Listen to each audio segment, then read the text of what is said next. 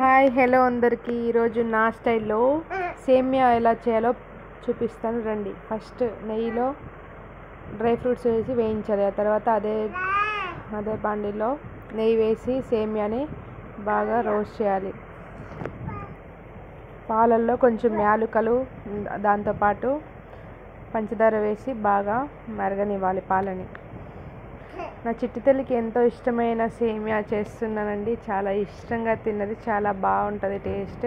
అప్పుడప్పుడు మీ పిల్లలు కూడా ఇలా చేసి పెట్టండి. పాలు తాగని పిల్లలకి సేమియా లాగా చేసి పెట్టండి, చాలా ఇష్టంగా తింటారు. మరిగిన పాలల్లో సేమియా వేసి డ్రై ఫ్రూట్స్ వేస్తే ఎంతో రుచికరమైన సేమియా పాయసం రెడీ అయిపోతుంది. మీ పిల్లలు కూడా ఇలా అప్పుడప్పుడు చేసి పెట్టండి. పాలు తాగిన పిల్లలకి ఇలా సేమియా చేసి పెట్టండి, చాలా ఇష్టంగా తినేస్తారు. Thank you for watching. నా వీడియో కనుక నచ్చినట్లయితే ఒక లైక్, షేర్, సబ్స్క్రైబ్ చేయడం మర్చిపోకండి. Thank you for watching.